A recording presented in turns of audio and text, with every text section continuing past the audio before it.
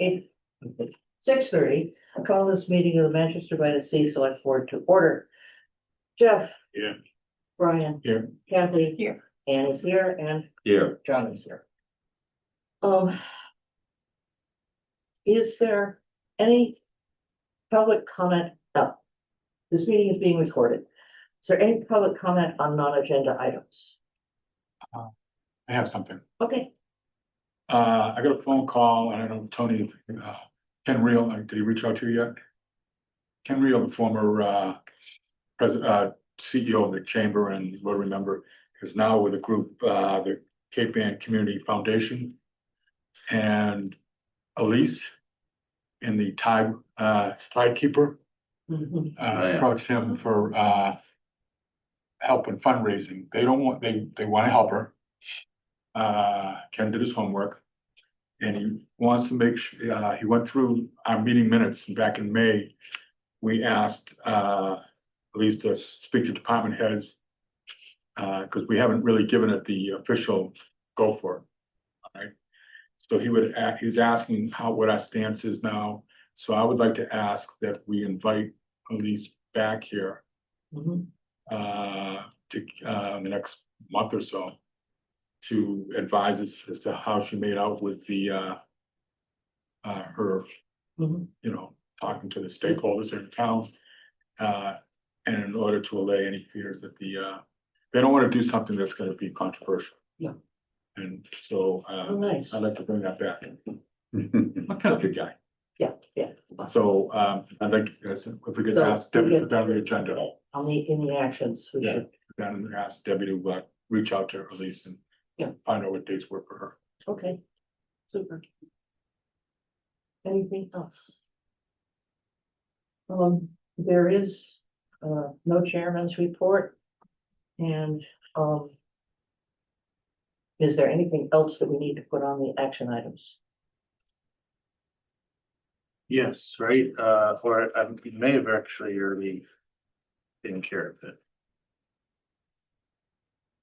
Oh, tree policy update was the one I was thinking about, Kathy, but we did, Debbie did add it to the. Okay, I did see you. Okay, so basically it's something that we can defer until after the first of the year.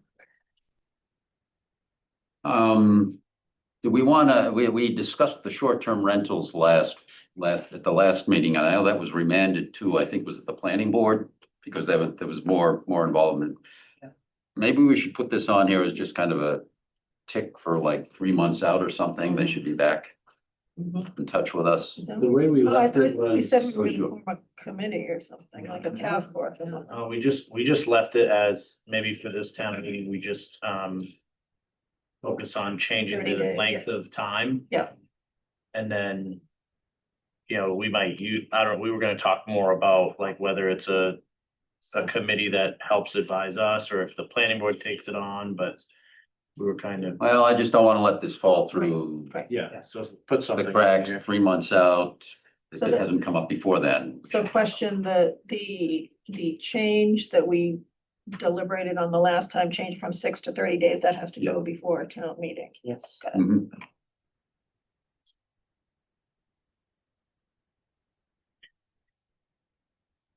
Okay. The first item on our amended agenda is the confirmation of the appointment of the Council on Aging Director, Mary Minor. So Here, Mary is here. It's my honor to bring forward to you an appointment and seeking your support. We posted the Council on Aging Director position some time ago and received a lot of interest. 15 applications. Our Health and Human Services team leader and our HR director took the first round to narrow those down to a top 3, Mary included. And after speaking with those 3 candidates and speaking with Mary about her experience, and I'm here to recommend her appointment. I want to say thank you to all the others that also applied. The top three candidates, all three were really, really good. I wish we had the budget to hire all three. And they all bring kind of a different range of experience and motivation. I will say that in all three of those discussions, each one of them spoke about how the town's commitment towards a senior center was kind of a big element of what drew them to the posting. So full disclosure, Mary is coming to us from the town of Nahant. I hired Mary there. She saw the posting and wanted to throw her name in the hat. She has a 30-something years experience at the state prior to that. Really knows the intricacy of the COA job, from the personality and focus you have to have interacting with the seniors and making sure the day-to-day gets done, but also being part of a larger department head team, and the kind of following the guidance of the town administrator and the ultimate goals of town meeting and the town and the select board. I think she's going to fit in really well, and I think she's going to help us really get from where we are today to hopefully a senior center up and running, and really putting us in a big position of success. She has experience with in Nahant. They have daily senior center area there in the town hall, so she brings that experience to us as well. And actually, coincidentally, the two of us had gone through a exploratory or feasibility process of a new senior center in Nahant as well. So she's familiar with the process that we're actually in the middle of going through right now. So with that, Mary, would you like to introduce yourself at all? As Tony said, my name is Mary Miner, and I'm just coming up to 4 years in Nahant. As director of the Council on Aging there. It's a part-time program at the moment. We run Monday through Friday, 9 to 1. But it's a full schedule, really. I stay extra to make sure that folks get a well-rounded program. So the focus of our daily activity, among other things, is exercise in the morning. And then we have a gathering at lunch. We serve lunch every day. I have volunteer cooks who come in, and we set a menu in advance. And so people come for lunch. It's $5, and they get a soup or a salad, a main entree, and a dessert, and coffee, tea, or water, and they gather with friends or make new friends, and it's a great program. It is basically the hallmark of our program, but I've extended the time I've been there. I've extended it to include after lunch programs. I have a music program. I have a music teacher who comes in twice a month, and we sing songs, and people like that. We have a little group, 10 people, and they're great, and they show up religiously. We have an art program. We have an art teacher who comes once a month. I have a speaker series. I've just started at this round. I've invited folks from the town hall with the idea that, they come and have lunch, and then they mingle with everybody, and then they get up and they introduce themselves in a group setting, and and they tell folks what they do, so that if they have a question about if somebody has a problem with their tax bill, they'll have a person instead of just a name. So whether or not they remember, I don't know. But we're always open. What else? I have a theater program once a month. I know Beverly's down the street here, but we have We have a great relationship with the Stone Theater, and so we started that, I don't know, a couple of years ago now. When I first got there, they have a Sunday matinee and we go out for lunch and then we go to the matinee and then we go back to the senior center and everybody gets in their cars and they have a great time. So there's lots of stuff and I don't know, Tony and I worked really well together and don't tell him that, but so I did throw my hat in the ring, as he said.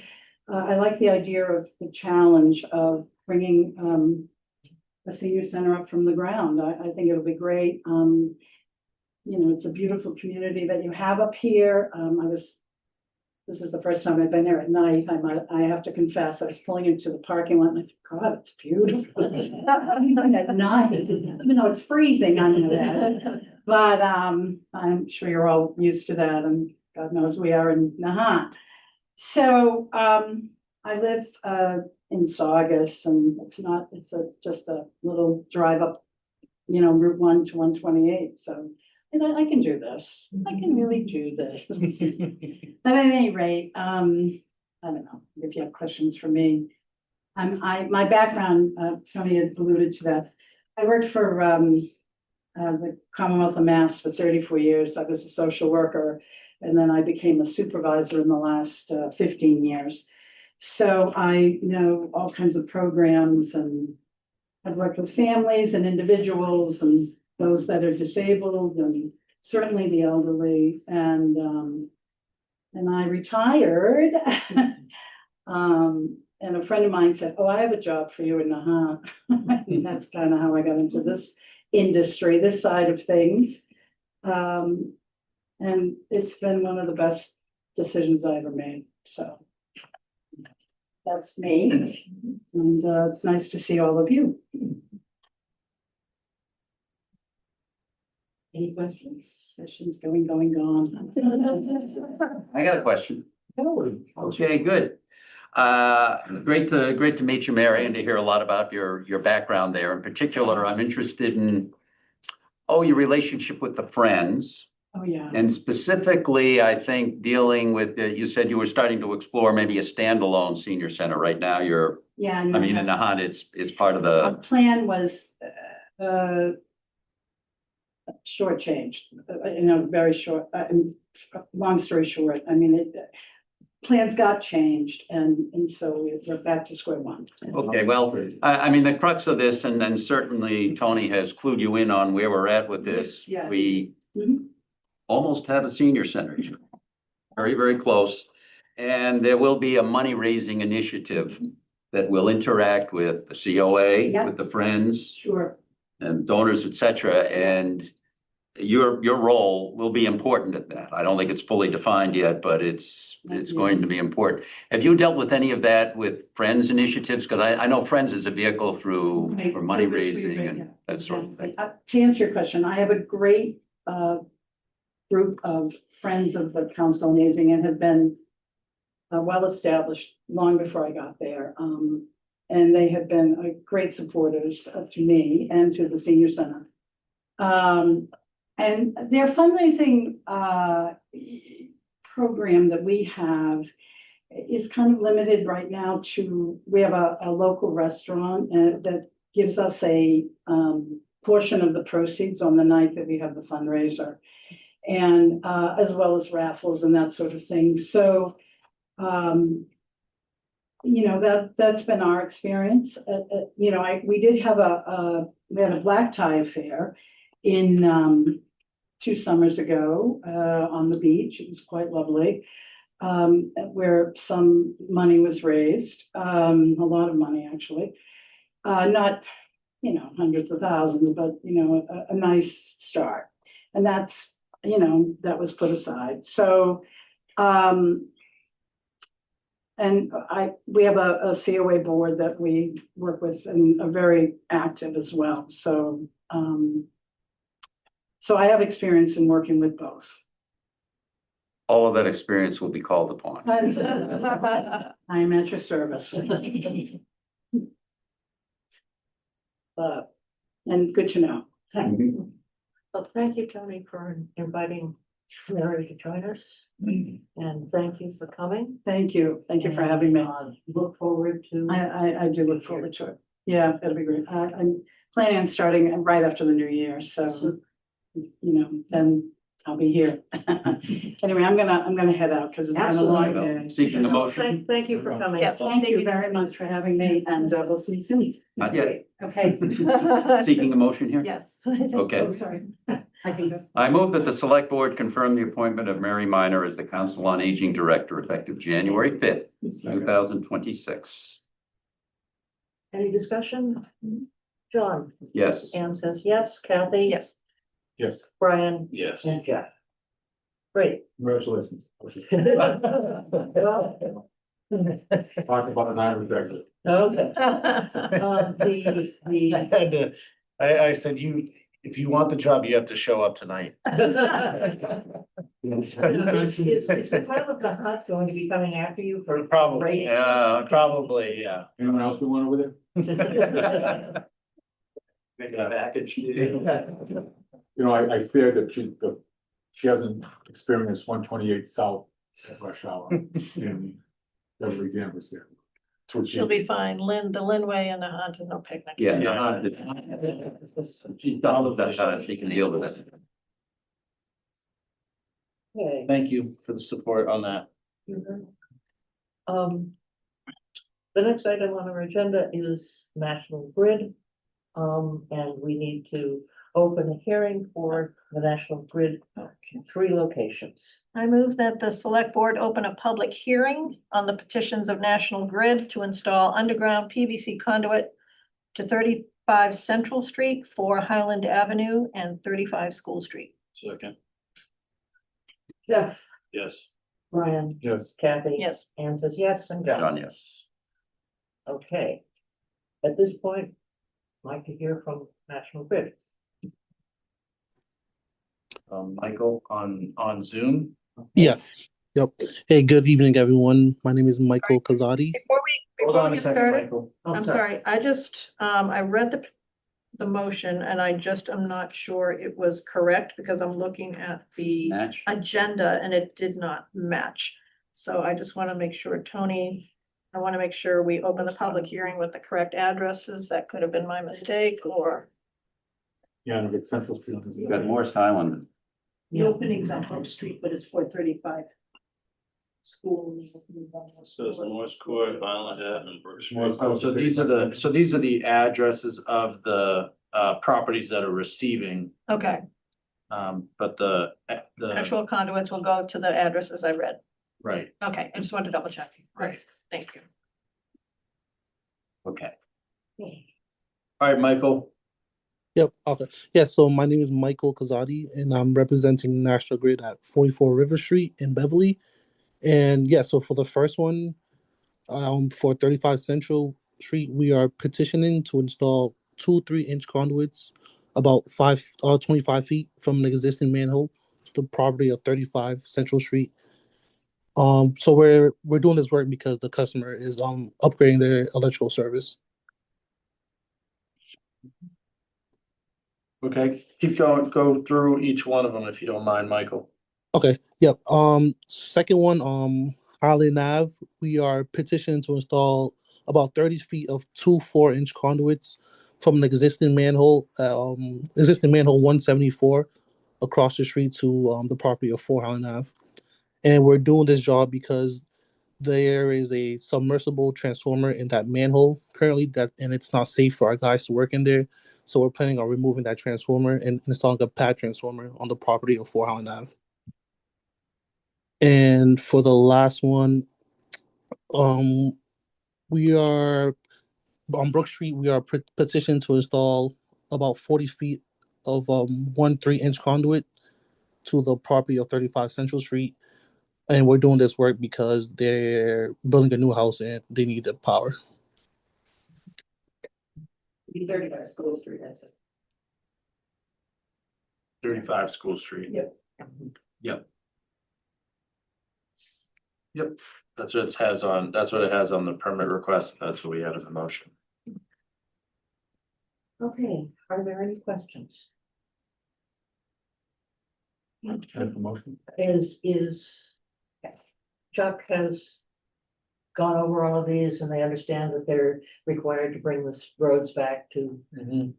Yeah, our standard requirements, and then because we're going into the winter season, depending on the schedule, on their schedule, if we are dealing with weather, they're gonna have to Yeah. coordinate with DPW on, we don't wanna have open construction while we're going through.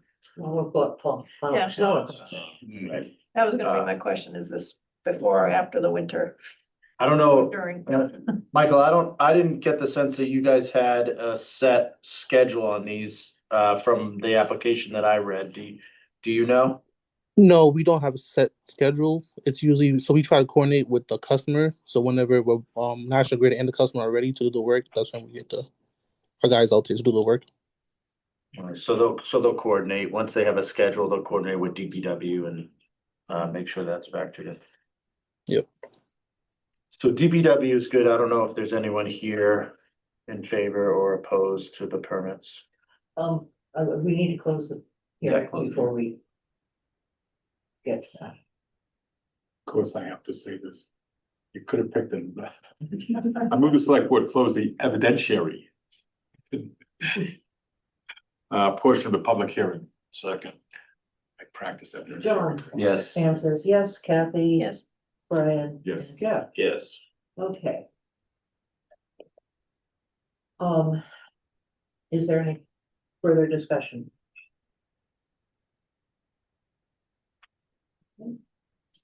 Motion. Ready for motion?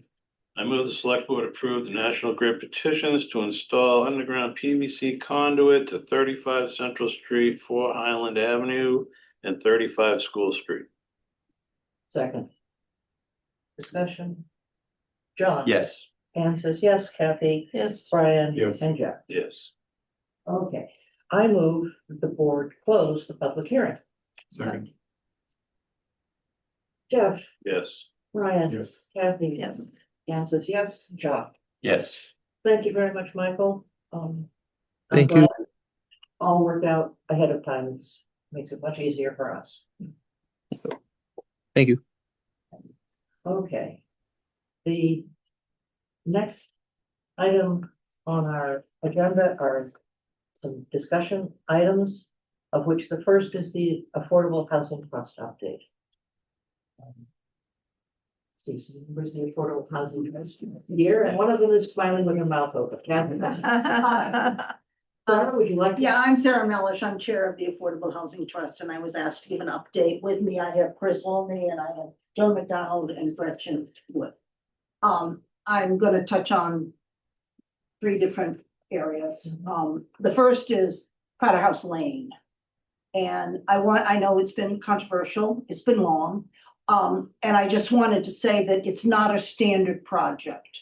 Normally, when units are going to be put onto the SHI, the marketing plan, everything is part of the initial application with the state to get approval for a 40B. In this case, there was no state money. So things didn't go as expected. In order to get units on the state housing inventory or the SHI, it's the responsibility of the town, not the owner. So the bad is on us, that we didn't have the expertise or the knowledge in the town itself to understand really what needed to be done.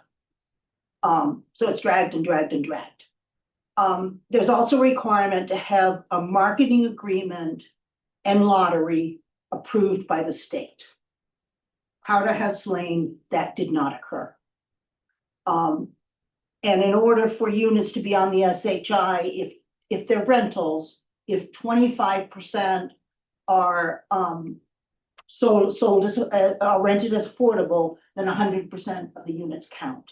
If they're home ownership, then each individual home is separate.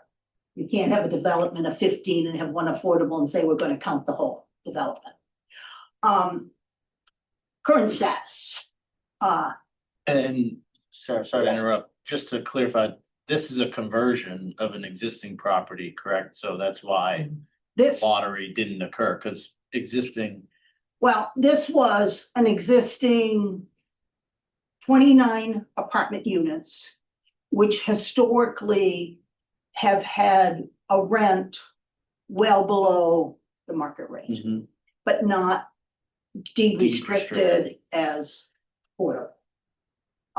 So when North Shore CDC took over this property, they advertised it, and they turned over more than 25% of the units to people who met the eligibility requirements for the affordable units. Unfortunately, because the marketing plan had not been approved by the state and a formal lottery was not held, those units do not count today. Good news is the state has approved the marketing plan. The Affordable Housing Trust is going to meet tomorrow night and be voting on it. And then we'll be able to notify the state that we support it. And that should get us on the way of having the plan in place.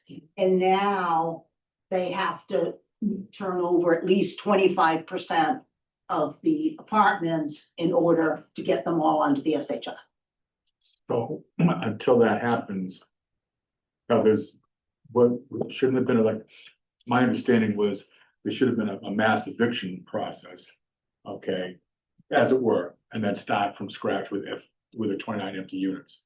Is that, No, That's the- I think that's or at least notice? overstating it. I think that the challenge you have whenever you have a property that's rented to people of low income, and this was primarily low income, this wasn't middle income. Absolutely, That you don't want to throw the existing people out, exactly.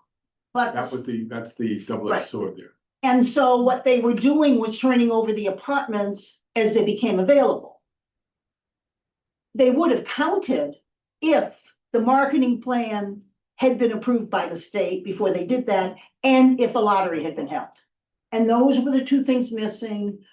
People from the Affordable Housing Trust and Bruce Tarr and Representative Ferranti met with the person in charge of EOHLC, Mr. Augustus, and they refused to back down on that lottery requirement. But yet they required us to have affordable housing. Right, Right. exactly. But the good news is We're on the way. we're on the road. They should be able to start as it's my understanding, their wishes, as units become available, that's when they will turn them over and do they'll have a list and do the lottery if they need it. So it'll just be like one by one as it down the road. That's my understanding of what they want to do. The other interesting thing is they have expressed some interest, and I don't know the time frame of perhaps expanding that area. I don't know if another building, or I don't know exactly what they're planning, but I think the Affordable Housing Trust is going to attempt to set up a line of communication with them to kind of figure out what that timeline is and see if we can help it along. But that's not going to be today. It won't be tomorrow. It will be sometime down. Any questions on Powderhouse Lane? Yeah, so if I understand it, then I don't know, these people have lease, I don't know if they're 1-year leases or whatever. But as long as they want to stay there, they stay there. So when they come up to be empty, I mean, this could take 20 years. Well, except. It could take many years, right? Or Well, except it was acquired by North Shore CDC, I believe, Yeah. in 2021. It's already been 5 years, just about. Yeah. And they've already turned over way more than 25%. Okay, all right, so the running rate's Yeah. better than that. Yeah. I'll have to, and just to piggyback on that, but anyone has to come off the lottery list. There's a list But it's empty. for, okay. They They've create established the the list. list. Yeah. And And then whoever, then On the top of the list. when the person's name is added to the list, it's my understanding they get a number. And when their name comes up, then they're offered the apartment. okay, so they don't have to advertise each time Get me started. an apartment becomes available, or do they? I don't believe they have to advertise. They've already got a list. time. The list. Right. They have to, they probably have to do it like once a year. They have to certify the income eligibility of the people in the affordable units once a year. So where are we with this now? How many apartments are now? Well, zero, they have to start from. Yeah, I know. So in other words, starting like now or next month, we haven't done anything yet. Soon as we sign off tomorrow night on the marketing plan, we tell the state, Okay, go, it's okay, and the state says, you're good to go to Peabody Properties. so this didn't happen last week or last month or 2 months ago. It hasn't happened. But it will Right. happen. It'll happen this week. I guess so. Happen tomorrow. All right. So. I know where we're at. So just to be clear. So you could have, if we have 20% of those turned over, or 18% of them turned You into, count those 18 or but 20. they're not counted until we get the whole. No, 25%. no. The No, first one that goes online Yes, HR. counts. Okay, It's just that you don't count the entire until. complex until you have the 25%. Right, and then we get the, so if you get, so once we have, what, 6 units or something like that? It's probably. No, it's 8. No, it's a, Okay. I was a history major. Yeah. Yeah, it wasn't my strong suit. I mean, you could have a But million, then 29, when we hit 8, then 29 count. right, and you could have a millionaire in one of them, and okay. it wouldn't matter. Right. You just need the 9. Sorry. Okay, the millionaire could stay, Uh-huh. but if the millionaire left, it would have to go to somebody who is income eligible. Yes, Okay, yes, so as the other units turn over, they go to income eligible correct, applicants. yes. Okay. Okay. And it's up to 80% of AMI. Mhm. And the reason they use the 80% of AMI is because their intention is to add on. Mhm. And in order to do that, they need tax credits. In order to get tax credits, you need to use the 80% of AMI as the max rather than 100% as the max, but you don't have to rent them all at 80%. Just be 8. Yeah, yeah. I think their intention was 4 at 80% and then the rest at 60. Mhm. Okay. So Okay, it's 4 years to figure it out, I guess. Thank you. It's too bad. Figured it out. Well, yeah, let's not. Regulations. It's just, I'm sure they're a little Regulations don't really difficult to tell you. They don't tell you exactly what. provide for a smooth or even a legitimate way to I would say protect sub-market rate properties, right. Mhm. which is unfortunate. Yeah. You know, I think the concern is that the state really wants to see housing be developed. And there's a concern, I think there's a concern that, you know, it would just be, your SHI would just be met by all conversion projects Mhm. instead of actually building new housing. So that's what makes it difficult. And I think to be fair to the Affordable Housing Trust, we were not involved at the beginning. Mhm. There was a group of people involved at the beginning that raised the money, Mhm. and there was a town planner involved. And way too many people involved. Nobody knew what to do and nothing happened. And then I went to North Shore and this was just a very different type of situation. I think the Affordable Housing Trust really got involved in the last year No, that we started pressing it and, you know, called it, wasn't it the last year? Yeah, and called in Senator Tar and said, this isn't working. Yeah. What are we supposed to be doing? Because a town our size doesn't know. And that's one of the arguments made to EOHLC. You need some type of a program for the little towns to help them understand what all your rules are. They're gonna work on it. Just for people who may look at this afterward, when you say the area median wage, Average median, yeah, average, average medium income, all right, what's the area? Greater Boston. it's Okay. big. It's not Manchester specific. No, it's No. Greater Boston, so, and the 80%, and I didn't bring the marketing agreement with me. The 80% for one person is 97. 132 for a 4-person household. Right.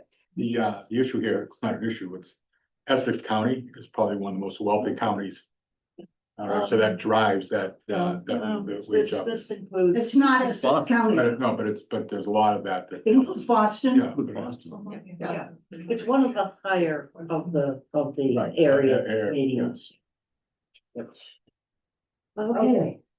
Next item is Manchester Housing Authority sites. Mhm. We've been working on this for 5 years, 5 years. We're at the same point today as we were 5 years ago, except we have more information.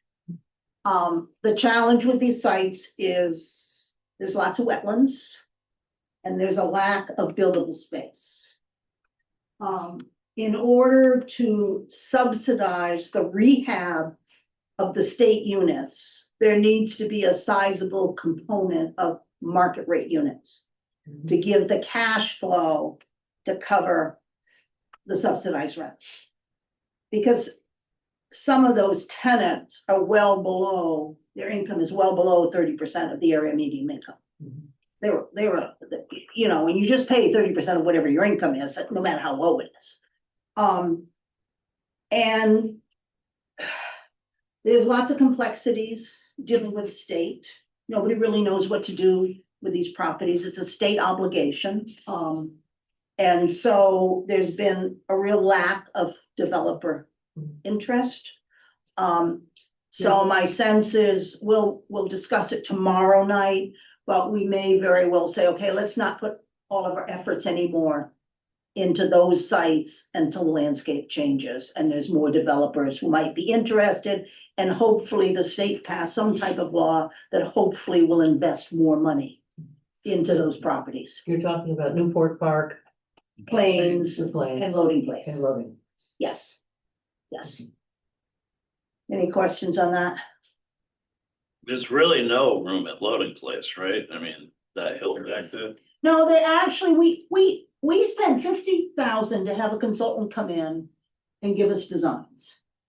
And yeah, you could knock down what's there at Loading Place and you could add 4 more units.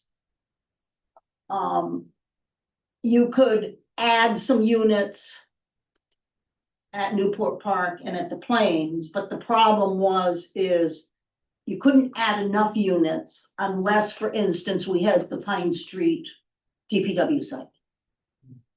And, or some other town site that the developer could use to do market rate housing to subsidize the state housing. And, so we feel like we're spinning our wheels. Mhm. And we're in a deep rut. Sarah, when we last heard from the trust, I believe what we heard was that we need like 2 acres of land. The town would have to find 2 acres of land to make it attractive enough to a developer to add enough units, blah, blah, blah. Yeah, they need to have, what is it, twice as many units as they have today? Yeah. Yeah, you have to double the number of units to make. Right, we asked the last time, like, you know, what do you need? Yeah. 2 acres was Right. to go get the 2 acres and we haven't found that yet. Okay. So therefore, we're kind of pivoting Mhm. and kind of thinking of looking at smaller projects, which have their challenges. We feel that smaller projects will have increased town buy-in, because there won't be these great big apartment complexes. But in order to have a small project, either the trust needs to fund the full acquisition cost, or you need free town land. And generally it would be home ownership rather than rentals because you don't have the volume to have the cash flow to be able to subsidize the rentals. So we've been working on a project for close to 3 months. We found a property. We found a developer to work with. It was going to be maybe 10 or 12 townhouses, that size of a project. In October, we were led to believe that, and this is taking almost all of the trust funds, just to put it in perspective for 10 or 12 unit, but in October, we were verbally told that the offer had been accepted. In November, we were told no, that somebody else had come forward, and there were like 5 offers. And we don't know why ours was an issue, because at one point it was the highest offer. Then we've heard rumors this week that perhaps the person who made the offer that was accepted might not be able to execute the agreement. So it's still a possible project. We don't know, but certainly this experience has told us that we don't have enough money in our trust to do that. Right. Because property in Manchester, and the property we were looking at was, it was under 2 acres. Okay, it's around 1.5 acres, close to 8. So it wasn't a large property, but there's lots of properties in Manchester that are that size. And so if the trust can fund the cost of the acquisition, or if the town has land that they can bring forward, so we wouldn't need an acquisition cost, then there is the possibility of doing these smaller projects of 10 to 12, and they would be home ownership, not rentals. These projects tied to prevailing wage? As far as construction, No. they're not. It's not difference making. The way it's arranged is that the Affordable Housing Trust would not be doing the development. The Affordable Housing Trust would be making a grant So you're subsidized. to, in effect, a nonprofit to do the actual build out and construction. Because, you know, we don't have any developers on our Affordable Housing Trust. That's So would one of an example be like Habitat, you know, for Humanity? Have you partnered with them at all? Harbor Light. You know, No, sure. yeah, there's Harbor Light North Shore, but Habitat's. Yeah. Habitat does more single family homes. Yeah, they do smaller stuff. Yeah. I don't know, No. but yeah, I mean, I worked we're, on in Lawrence. Well, it depends on Depends, but a yeah. lot of the local ones, because I know we've worked with them at Essex Tech, and there've been a lot of smaller. They did a bunch over in Hamilton, but they were smaller little. Yeah. but you know, they need a certain number of units. Right. To make the money, and by us funding an acquisition cost, then that helps the delta. The land acquisition costs about 20-30% of the actual sale profit of the, that's how they factor these things in. Is how many units they have to build for it, based on land acquisition costs to amortize the cost of construction. Well, it was a certain dollar amount per unit that they needed, Right, and it's, which, what was the number? 30,000, I think, No, it was when that, 50,000, 30, 50. it used to be, this is a long time ago, it used to be in an affluent community, about $45,000 to $50,000 per unit. yeah, that may have been true a few years ago, but one of the challenges today is the construction costs have absolutely skyrocketed. Yes. So it's definitely, It's up there. it's a challenge for us, and it's very frustrating because we've been in effect for almost 10 years, is it? 9 years? Years, yeah. 2016, I believe. And so it's painful, and we're finally accumulated some money. And then you look at the cost to acquire something, and you know, it doesn't go very far in Manchester. And you need a certain amount of land. You know, so that's kind of where we stand.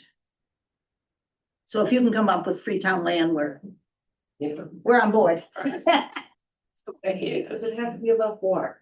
Yeah, that's useful. And low tide. Any of you have anything to contribute? Big part, yeah. Okay, any more questions? Nice update, thank you. Yeah, Thank you. appreciate the description of the challenges. And a clear description of what's going on at Thunder Road. Yeah. Yeah. Yeah. Okay. We're good. Thank you very much for your Thank you. time. Keep in touch with the people that have Red Thunder House land. Building there would be nice. Yes, Yes. yeah, I think that's something we have to, we need to talk to them and find out what their timeline is. Mhm. And then just kind of keep, Whether you, Bugging them. a little bit more money might help. exactly, right. Okay, Okay, thank you. thank you. Mhm. Oh, yes, thank you. You saw something, it's a warm out. Oh, we're looking forward to starting it. Yeah. The next item for discussion is the naming of the Pine Street Field. This is kind of my fault. It came to my attention, and I assumed that it came to my attention because people wanted suggestions. No, people already had an idea, and looking for suggestions was just gonna make it worse. But here we are. I think it also layers on top of a discussion in the past about, naming properties and coming up with a policy and a process to do that, so they're not just, done randomly or without. Committee by committee. Yeah. The Pine Street Field is kind of a different situation because it's a somewhat newly created Mhm. Public space. The Recreation Department wants to purchase a sign to install there and would like to have a name to put on that sign. They've come up with three options, but wanted to forward those on to the select board and for approval or feedback. And what we're doing tonight, I think, is just kind of publicly announcing that we're open to additional input. I had recommended that you give people 2 or 3 weeks to submit any types of ideas. And then we could revisit or vote on something at the next meeting. Sounds good to me. Further. Is Cheryl have anything to offer? Well, hello. Yes, I do. Yes, okay, there she is. You're welcome, Yes. Cheryl. Thanks, Brian. Love to be on camera, but for some reason it's just not working. It's our pleasure. So per the policy that was approved by the select board a couple of years ago, this is the process that the committee would forward on any applications that we looked at and deemed suitable. As you've mentioned, you can also still be open to accepting other applications that people may want to put in. Just remembering that the philosophy of the process is, naming opportunities should be reserved for extraordinary circumstances, including but not limited to lifelong service to the town or a unique and substantial contribution to the development of the area, such as the donation of the land or a significant contribution towards the cost of the development. So money was not a piece of this since it was already land that the town owned. But that part was kind of put in there just because it is difficult. We have a lot of wonderful volunteers in town, and it is difficult if we get, 4 or 5 applications for different volunteers. It will go through the Park and Rec Committee first prior to going to the select board. But then ultimately it is your decision of what that name will be.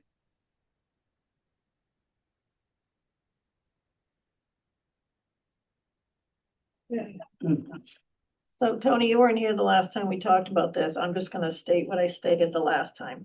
I remember having kids your age, the kids that you have their age, when I was looking for fields, in another town.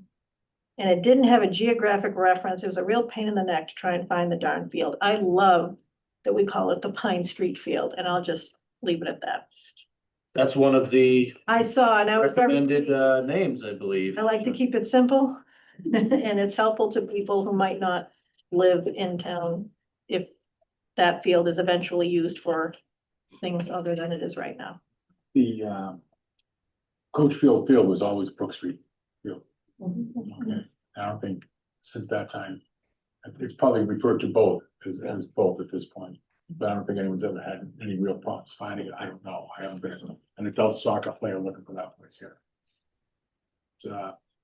No, so I like there was, the other one was volunteer field at Pine Street, which I think crosses all the Ts, dots all the Is. And we've been kicking around with the Parks and Rec as to maybe at some point expanding on the volunteer field and maybe having every year putting a couple of names on the wall there. Okay, so like a wall of fame or something like that. So we're not limiting it to one volunteer, but every year someone can nominate someone's name or a couple of names, and that'll be a process that we'll throw in Cheryl's lap if she doesn't have enough to do. But anyway, that's the concept. It was to meet your discussion, your needs, which I totally understand. You know, make it I easy was looking people for to find. something, I was doubly looking for Cross Street Field. And I was up and down Cross Street. So. Tennis court. Volunteer field at Pine Street. at 12 Pine Street. Oh, just or Pine Street. whatever. Yeah, I go, Pine Street isn't as long as Cross Street. You're not going across on the street too. So that was the whole, the process there. And then It's I an don't know if interesting anyone else has- concept. Well, Yeah, you can honor the volunteers. Every year, Every you know, year. Yeah, I like that idea. You know, every year you nominate someone and maybe have a little ceremony, opening day of soccer or something like that.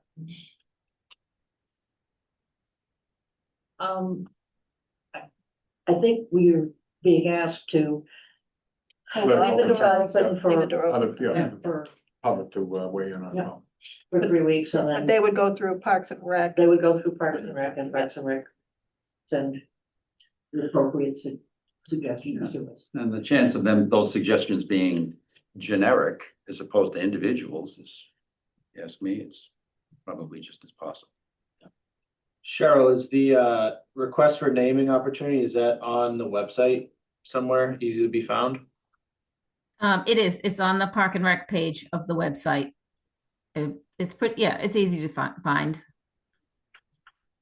All right. So would that be announced in the Tide or something? Yeah, we can announce it on social media, and then I think I had suggested letting it be open until December 5th. And then we could bring it up on December 15th. That's 3 weeks. And then, you know, we post the agenda the week before, so if there was any need to have a discussion on it prior, I wanted to just give us a little bit of time in between. So we could post a link to the page. They can be dropped off to the Recreation Department or the Select Board office, and ask that they be submitted by the 4th or 5th or emailed by the 5th. I don't, just in the policy, we do say that, you know, it could be up to 6 months, because remember, it does go to the Park and Rec Committee first. And then before it goes to the Select Board, and we also have to do a little bit of homework on the names potentially. So I don't think it's something that will be completed by the December 15th meeting, if that's what you're saying. Cheryl, when do you want to order your sign? Well, actually, we'll be applying for CPC grant for December 1st, but we don't need to order it till the spring. You know, it is something that we do want to get finished, but I don't want to all of a sudden now be like, you know, get them in by the 5th. We'll have it finished by the 15th. I mean, on our policy, we say, you know, give us 6 months. So I just don't know. We don't have our December meeting scheduled yet, and we do want to make sure it goes to the Park and Rec Committee first. So we have a cutoff date of December 5th. Then all of the applications go to Parks and Rec, and you tell us when you want us to decide. perfect. I guess somehow that does come back on us, but okay. Oh, That's the policy. okay, does that meet everybody's? Good to me. Good. Yeah, sounds good. Okay, Oh, wait, Um, one more thing. Hold on, sorry. John, I did do my homework, John Round. Oh, Did you yeah. want me to update you? Just run it down. Yes, and Okay. seconds. Coach Field Playground was named for Coach Ed Field, beloved teacher, coach, and summer playground director. Sweeney Park was named for P. Edward Sweeney, who I believe was the former head of Manchester Highway Department. Tuck's Point is named after a Beverly boy, William Tuck. He married into the Lee family and went to work as captain for one of the many ships. His historical house was at 44 Harbor Street, or still is at 44 Harbor Street in Manchester. And of course, Masconomo Park was named after Chief Sagamore Masconomo, chief of the tribe that originally lived on the land that is now Manchester by the Sea. He's blah, blah, blah. That's all. That's it. That's what we have. One follow-up question. Were Uh-oh. all those individuals alive? Were any of them alive at the Now? time? Those, Oh. no, at the time those namings, That's a good question. well, namings were done. certainly, Well, we know that. I would agree with that. I think Sweeney Park. Another one, right? Maybe. Pardon me? I think Sweeney Park may have been, but I'm not sure. Just curious. I'm pretty sure Ed Field had died before we named the Yeah. field after him. Yeah. Yes. Yep. All right. Just thinking. Actually, one other little piece on Tuck's Point, which maybe you know this, but the area became a public park in 1878 when the Manchester Elder Brethren, the local fraternal organization, created it for the benefit of the town residents. I did not know that. I did not know that either. Okay. Good. Okay, anything else, Cheryl? No, I think we're good on that. Okay. Great. Thank you. Was my liaison update. Thank you, Cheryl. Thank you, Okay. Brian. Hmm. Moving on. So I think we know what we're doing. We've had the Affordable Housing Trust update and there's nothing to be done with that. We know what we're doing on the Park Street Field naming. So I guess we're on to the action items. The first of which is to change the July 4th committee to an advisory committee to Parks and Rec, the Parks and Rec director. And the goal there is to make it not an official appointed committee so that it doesn't have to have minutes and open meeting regulations. They are just an advisory group to a particular person. Makes sense. Good to me. Yep. Oh, that's me. Motion. Mhm. I move that the board change the July 4th committee from a subcommittee to an advisory board to the Parks and Recreation Director. Second. Further discussion? Yeah, Yes. Brian, Yes. Kathy. Yes. Anne says yes. Cheryl? John, yes. Okay. Just a logistical question on that. So for Tony, who now is keeping the keeper of the list of which committees are advisory, adjudicatory? Who's keeping that list? I think Debbie, Debbie is? Okay. yeah, And, at least for committees that the select board appoints to. okay. All right, so Anything else I think would be Christine. so Debbie kept the whole list. I understand Christine manages, the ones for the elected officials, but Debbie had in fact, she did have the list. I just want to make sure if you had changed, I didn't know if you had changed anything. Okay. And then, so will she coordinate with whomever to get the website updated and all of that, so we don't have different information? Yeah. Yep. Thank you. Okay. There is the next item in the actions is a one-day alcohol license for Olson Lewis Architects for December 5th. Do I need to say anything? Okay, I'm very intense. yes, please. So last year, the Greater Chamber of Commerce, Cape Ann, had a full weekend celebration. I know they did a holiday stroll in Manchester on the Friday. And then we're participating again this year where we have like vendors come into the office. We have a truck. And then this year we wanted to give the True North. They sell beer and wine. They are licensed, but I know we have to get a day license in the office. So I have like where the truck would sit. Right on the street in the parking lot. Actually, could you just give us your first and last name? Oh, sure, sorry, I thought it's Sherry Lynn. Mhm. I'm Wilson Lewis. Okay. Any questions? I think it's admirable, but I don't think any other vendor does it. I'm finding it.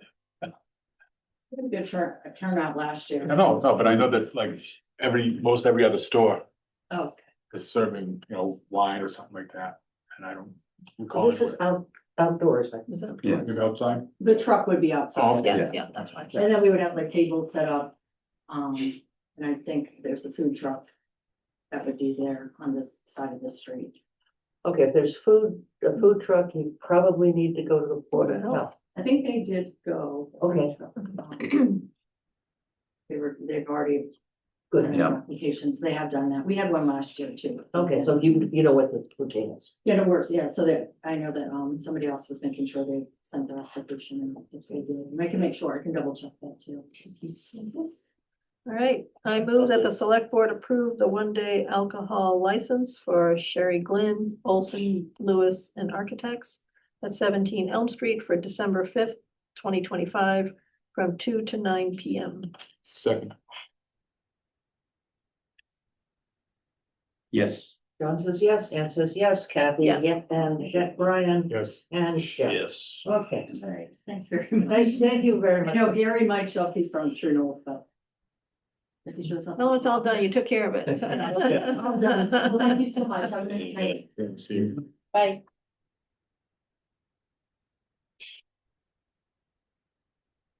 Okay, the next is a committee appointment of John Croft to the Finance Committee. Tony? Yes, so we had this on our agenda a couple, not last meeting, but 2 select board meetings ago. And we had not publicly advertised the vacancy at that time. So we had, I had interviewed John Croft prior to that night. And then we determined that we wanted to hold on the appointment, post the vacancy for 2 weeks, and then interview anyone, which we did have another applicant that came in and Ann and I interviewed, and then move forward with the appointment tonight. So we did do that. We had one more. Both candidates, I think would bring a nice attitude and experience or motivation to the committee. However, John has prior experience on the finance committee where the other applicant had no experience. Actually, it would be their first time serving on any municipal board. But we are really thankful to him for putting his name in and got to learn a lot about his background. And I wish we still had an open seat on the facilities committee because he would have, I think he would really shine there. We need to attend the public meetings. So we're gonna keep his name on the list, and he's really interested in getting involved locally. He works for the MBTA as an engineer or project manager. Project manager, I think, more in acquisition. So we thank him, but we are recommending the appointment of John Croft. So John served on 3 terms on the finance committee in the past. He's extremely familiar with the responsibility, ready to jump right in. This term goes until June of 2026. At that point, he said, I'm happy to stick around, or we can put a pin in it and come back to that later. But he was understanding of the need, to fill the seat immediately and get to work right away. because we're entering the budget season. Mhm. And Because, I spoke to Sarah Melish Yeah. and she said She's on she would board. much rather have some, since their budget season has started and trying to bring a new person up to speed at this point would slow down the progress. now, is Sarah work with Yeah. John? Because, I know John, I don't know. The overlap. John's been off the finance committee, but has John served with any of the current members of the, FinCom? Which would make it even better. I don't know. But anyway, that's neither here nor there. Oh, John's on the Zoom. Yeah, I worked with Sarah and I think a couple of other ones as well. Maury and Andy. Yeah, right, that's right. They've been there a long time. Great. You were around with John or something. Yes, I am. Yeah. You just have to find it. I move that the board appoint John Croft to the Finance Committee to fill a vacancy created by resignation for a term to expire on June 30th, 2026. Second. See how I did that with some? John. Yes. Yes. Kathy. Yes. Jeff, Brian. Yes, And Jeff. Yeah. Okay. John. Thank you, John. John, Thank thank you. you. Thank you. Congratulations. Great. Thank you. See you guys. Yep. Yep. Okay. The next item, yeah. The next item is parking policies with a continuation of the White Beach parking discussion. So I sent out a amended recommendation before the meeting. So when we left this conversation at our last meeting, we said, let's mirror the overnight parking restriction that we have at Singing Beach at White Beach. So I struggled actually at first, but eventually found, a policy that we could amend. And those are in your backup packet.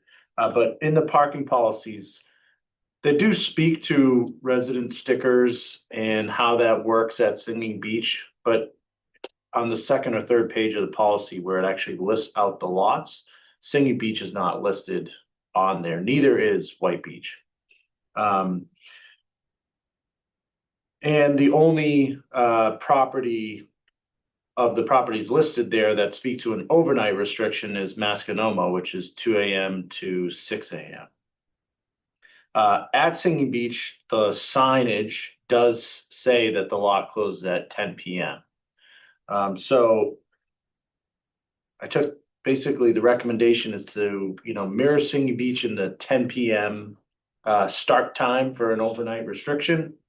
And then went to 5 a.m. on the opening time in the morning, because we do have people, I think, who may want to get there early for, enjoy the sunrise or go for an early walk or things like that. So the recommendation is that we would actually add White Beach as a property listed in the parking policies. And Singing Beach. Singing Beach, we are going to add, but there are some other. Oh, okay, right. I'll come back to that, but for White Beach, add White Beach on there, add the overnight restriction 10 p.m. to 5 a.m. and add the resident only restriction that is posted currently of May 1st to October 1st. We should include that. At first, we had talked about potentially adding boat or placard parking there too. There was the thought that mooring holders at Black Beach may park overnight at White Beach, but then in speaking with the harbor master, those moorings are really held only by people who live in that vicinity, so they're not parking overnight at White Beach for that purpose, so I don't think we need that. For Singing Beach, I want to work a little bit closer with Cheryl, with Todd and even Christine to kind of understand some of the appeals that we've received for over there is because of the signage there talks about non-resident parking when it's allowed from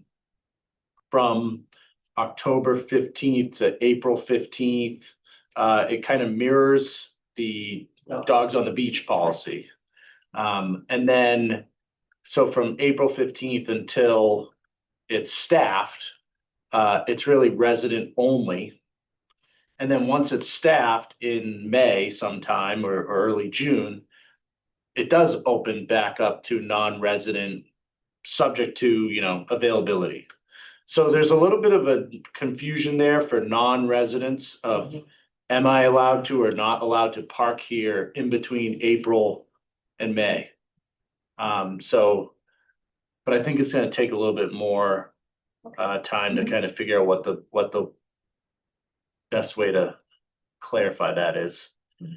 And they too need to replace their sign, so it'd be a good time to take a look at that. Yeah, Well, I was gonna say, I think that's really smart to take a breath and figure out what the regulation should be and make sure the sign is appropriate. I would advocate for fewer words, okay? You can't expect someone to drive up and, you know, figure, it should be easy for people to do the right thing, right? So whether it's not putting the whole laundry list of possible parking scenarios on the one sign and maybe having a different sign for each season, you know, you hook it on and, right? That would, I think, address your feedback that you can make the letters larger and say, nope, no non-resident parking. Okay, you know, just think about different signs instead of trying to cram everything on one, you know? That makes sense. A lot of copy on it. Oh my Really gosh, is. it's, I can't read it, I couldn't. So as we're talking about Ocean Street, if we end up doing something down there and taking some grant money, are we gonna have to possibly allow non-resident parking there at some point? usually I don't think so. I think that's more about public access to the beach, you know, use of the beach itself. Yeah, Southwest, I see the beaches, the parking lot, the beach is private. Right, I don't think so. I'll double check. But I don't think so. I don't think it would impact our ability to manage the parking. That's the only reason West Beach can remain, the parking lot can remain private, is because they never took any federal money. So it did impact what they could do regarding parking. As soon as we took money for was it the storm 78? Yeah. Well, as soon as Manchester took federal money for the blizzard of 78 to fix it, was it the seawall there? That's when that opened up the beach. Oh, the beach has been open since the 30s. That certainly, I was around and going to the beach a long time. In the before. 30s? Wow, you kept real well.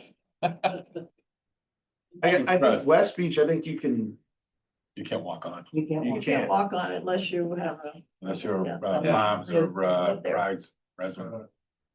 I'll have to double check. Okay, yeah, that's a good question. Yeah, look They at got that. in a lot of trouble because they weren't paying, the West Beach Corporation wasn't paying taxes. Because it's nonprofit. And it was a questionable nonprofit since it was restricted to. Yeah, no, they've been probably fighting this thing for over 100 years now. Yeah. Okay, so we will take up Singing Beach Another time. another Mhm. time. But we will agree that Ocean Street and Masconomo will be no parking 10 to 5.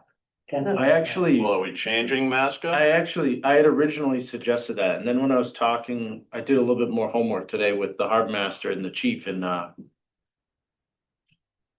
you know, the reason I suggested changing it was because I thought it was odd that it was 2 AM to 6 AM. I should have thought there must be a reason why it was 2 AM. Commercial fishing. And I think, more so, I think people who, you know, have moorings, you know, might go out on their boat and they come back late. And, you know, and then get in their car and leave, the fishermen, so. Not knowing more of the history of why 2 AM to 6 AM was the final decision, I'd rather not, Okay. upset the cart. And just add White Beach in 10 PM, 5 to 5 AM. I We noticed have that we have a residents, yeah. From the area. Yes, Brenda Furlong, 19 Ocean Street. Will we also have a sign on White Beach declaring that there is no overnight parking?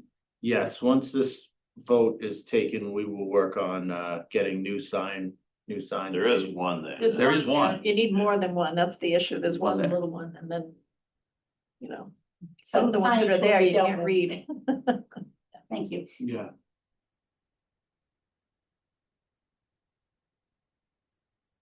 Any further discussion?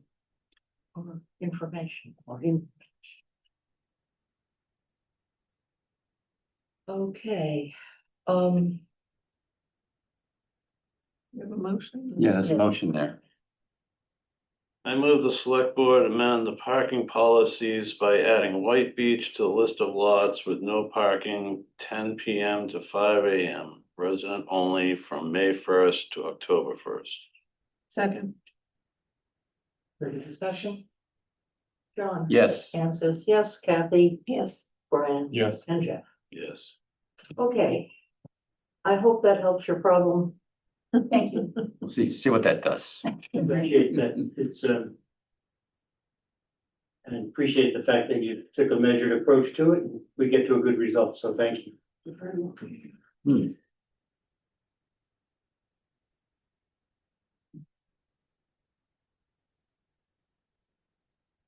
Okay.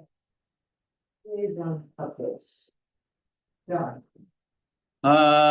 Department of Public Works, well, they were in Myrtle Beach last week, so I can share their golf scores with you, but I don't think they aren't worth sharing.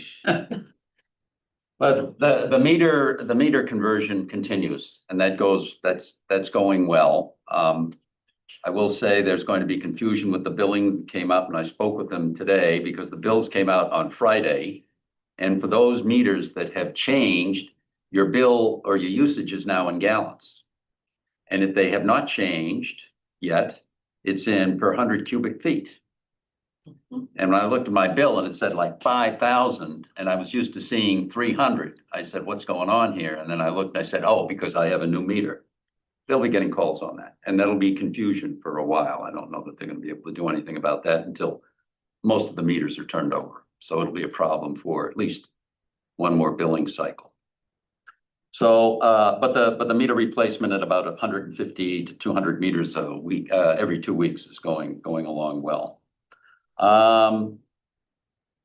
Historic District Commission, they had a meeting last week. It's just standard stuff, decks and the fence, that sort of thing. The seniors, I think, have been a subject here and will continue to be a subject, so I'm not going to touch on that.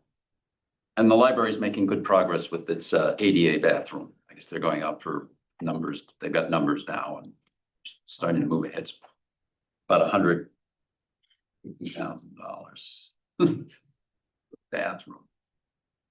They can borrow mine, Yeah, charge them $10. it's a lot of money for a bathroom. That's it.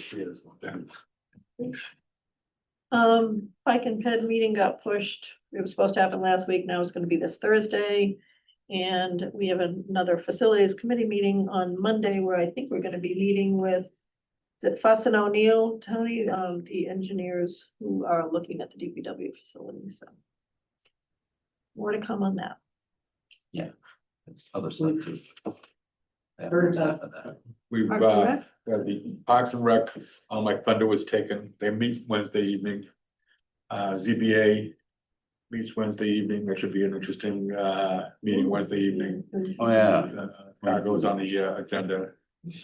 And then, Concom, that was last week, there was one comment by one of the applicants that said that it would have been a lot easier to be meeting in person as opposed to trying to do everything. That it could have probably saved some time if they were in person. So I will be revisiting that the next month or so with hopefully a suggested bylaw that allows the select board to require boards to meet, adjudicatory boards to meet hybrid, and I'll have that, so Tony can get it to town council, look at it, and hopefully the select board can get behind it. If not, maybe we'll just go citizen petition. dealing with that, in the case of the select board, if there is some interruption in the remote access, we wait to get it cleaned up and continue remote. I think we have never had to cancel a meeting entirely because the remote wasn't working. The Finance Committee has the remote access as a favor and say that they will continue with the meeting even if they have to shut down the Zoom. And I think there's been a recent update to the law that allowed hybrid meetings and remote meetings. And I'd like to get, before we take up Brian's request, that we find out what exactly the legislature anticipates. Would it be legitimate just to cut off the Zoom? Or do we need to have a way of maintaining if the meeting is advertised as hybrid, that it needs to stay hybrid? Mhm. Well, that was I'll have to that was ask. the intent, to maintain a hybrid model at the very minimum. The problem. I think what they want to do is they want to make what we have now law, so they don't have to keep going back Right. and vote Right. on it. Right. But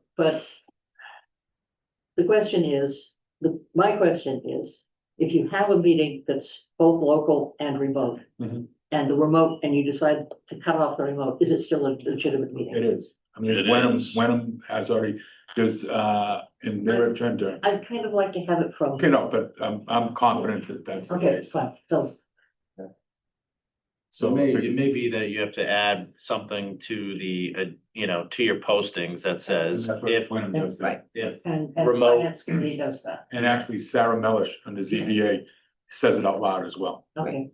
Okay, at the beginning of the meeting. at the beginning of the meeting, that the meeting will continue in case there is. But I'll ask legal if they have any advice on that. If we're going to have Yeah.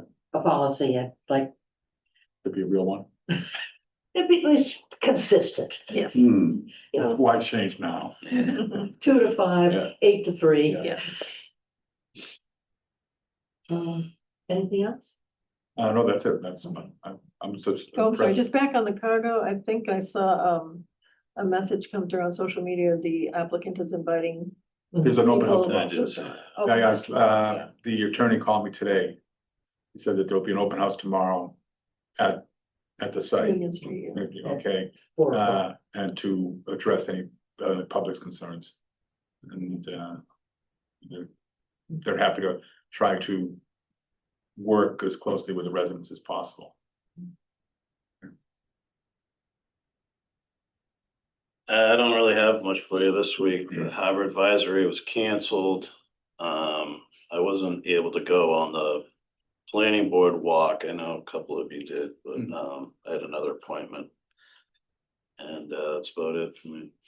To that point, I found actually, I went on the walk, Kathy, I saw John, you were in the other. I was in the other group. So it wouldn't be a quorum. And I found it informative. I thought they did a good job. And I felt a little more at ease with what I heard. Well, I heard a lot of different opinions. Was it December 4th is the forum? They're having a forum. I think it's scheduled that week. That will be, I think, informative. There were a lot of different opinions in our group. Yeah, I think that there was some on our Just said it side, December 4th. from our group, I thought there was even just changing some language. Right. From required or mandated to allow, simple nuance changes that made me feel a lot more comfortable.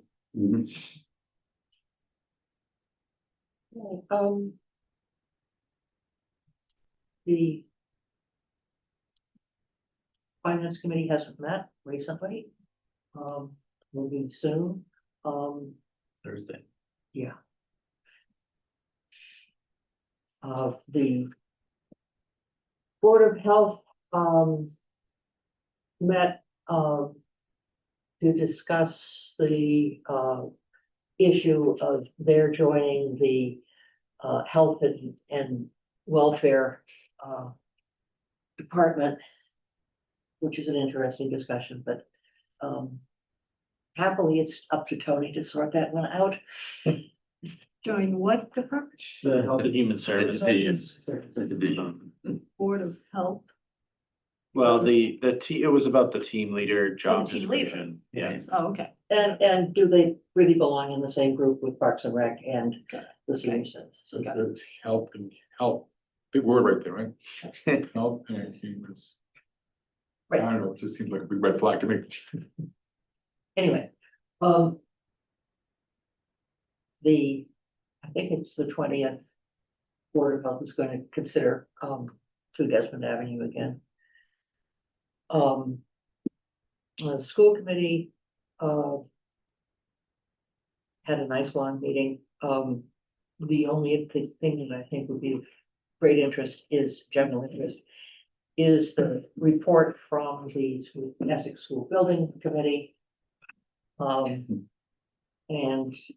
they have eliminated, what's the street? Apple Street. As a possibility. Yeah, it never seemed like a good idea. It's expensive and much of the expensive stuff is directly on Essex and would not be reimbursable. So the next question that they're taking up is the configuration of the elementary schools.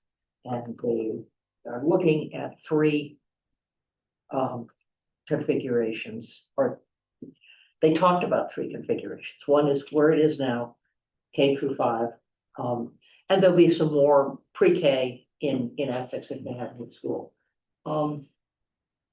Room for it. Or stopping Essex at 3rd grade and sending the rest of us at the 4th and 5th to Memorial. Or just sending everybody to Memorial. Everybody to Memorial is really a non-starter, at least according to the building committee, because they have an interest that their application to the NSBA was for a school, for the Essex Elementary School. And if we're going to eliminate it, we don't get the money. And it would take money to expand the Essex Elementary School to the point where it could handle the whole elementary population. That would also require amending the regional agreement, and which would require a vote by both towns. And both towns have been fairly vocal about wanting to keep their kids in their town. So the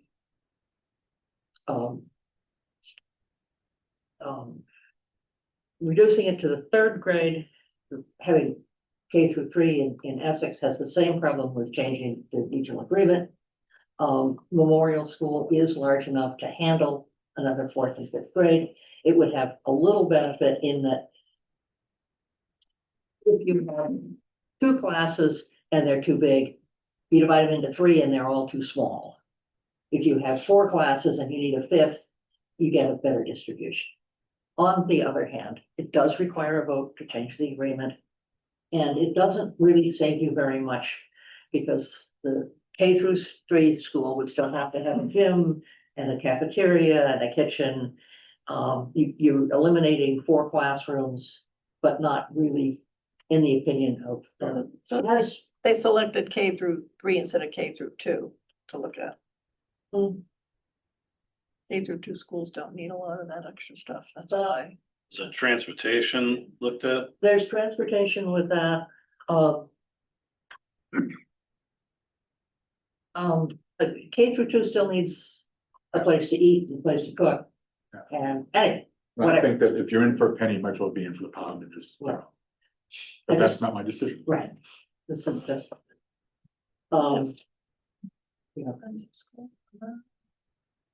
Yeah, they'd also like to coordinate, if the decision that they ultimately decide on is gonna require a ballot vote of debt exclusion, the timing of that.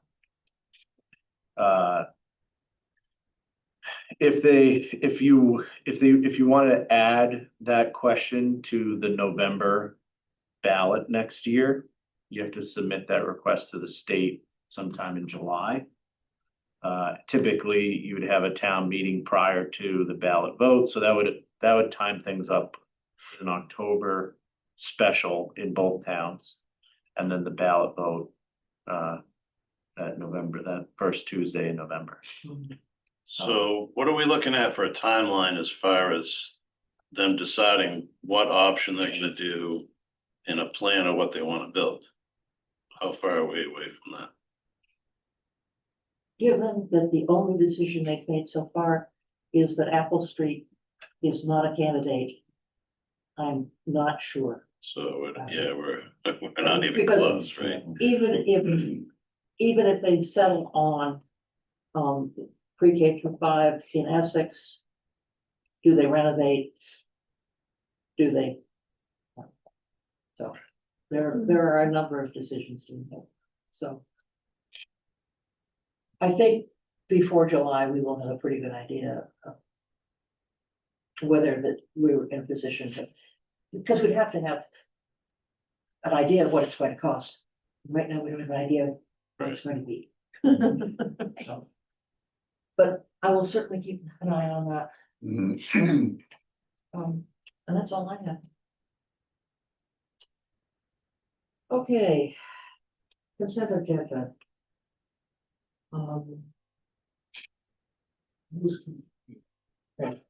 That's me. All right, I move that the select board approve the consent agenda. Second. Discussion, issues, great. John? Yes. Anne, yes, Kathy? Yes. Brian? Yes. And Jeff? Yes. Thank you. Okay. Have administrative report. Okay, so I just wanted to bring forward to you some, the requests that we've received for capital to date. In front of you, this document that I handed out before the meeting. This first page is your FY 27 requests that we've received, and a couple extra down the bottom. And the page on the back is, you've probably seen it in the past. This was a previous capital improvement 5-year look ahead plan. So we have a significant number of capital items that we need to address in the upcoming year. And the biggest one is the water plant improvements and PFAS upgrades, which is at $12 million. The town has applied to DEP's SRF program. We should find out in February or March if we get accepted into the program. That allows for long-term, low-interest loans and potentially some debt forgiveness. So it's definitely the best financial way forward for us. Hopefully, we're successful in getting added into their IUP, and we'll find out later this spring. But we still would be required to authorize the borrowing through that program, which would be a town meeting vote. And likely with that would be a debt exclusion vote as well to pay that debt.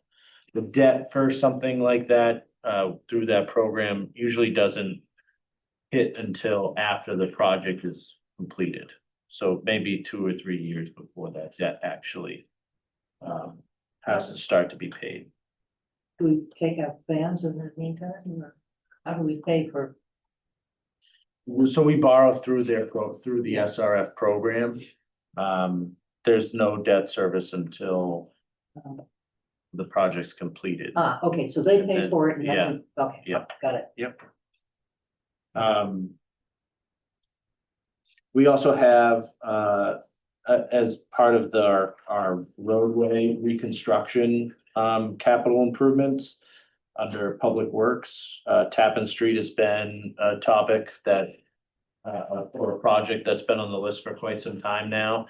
This is water, sewer, drainage, resurfacing, and sidewalks. It's the full gamut as far as reconstructing a roadway. And then we have other roadway improvements, drainage and sidewalks improvements according to our annual capital improvement plan and design for Bennett Street. As you can see, the DPW facility number, that's for conceptual design as well for DPW/public safety facility. We may not include that in our spring town meeting figures because similar, we may want to move a little bit further along in the process with the facility planning committee before we ask. It's likely that we'll be ready for conceptual design sometime in the next fiscal year. If we're going to have a special town meeting in the fall, we could take up the cost of that design at that point. And we have about $800,000 in hand now from a previous appropriation to go towards that work. Dredging is another big item here, $1.9 million. This is for Proctor Cove and the main channel.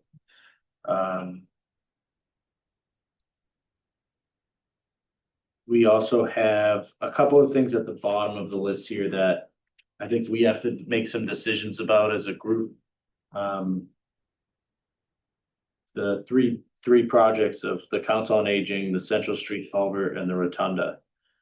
So Council on Aging, that's going to be a fundraising element involved with paying for that project, but we may need to pay for it and then be reimbursed through the fundraising effort. One, because it'll put us in a position to go out to bid and actually get the project started while fundraising is continuing to happen, but also because we can't fundraise ourselves and we're actually going through a third party, and the way that their process works is that as they're not going to be sending us funds as it's raised. We actually provide an invoice to them and they pay us for that invoice or in a form like that. So we may need to put the money up front. Central Street Culvert, as you know, we have the BRIC grant, hoping for an extension on the BRIC grant. We're also applying for the MVP grant. But if both of those things are unsuccessful, we have to decide if that's something we want to fund on our own. And the Rotunda, we have applied for an SEC grant to pay for the cost of the Rotunda, but I talked with as a backup plan, we could apply for CPC bonding, borrow through the CPC, in which case the money that's already been approved for the Rotunda through CPC would be, we would just ask to bond the full cost of the Rotunda project and they would take back the previous appropriated funds from there, which I think is about $500,000.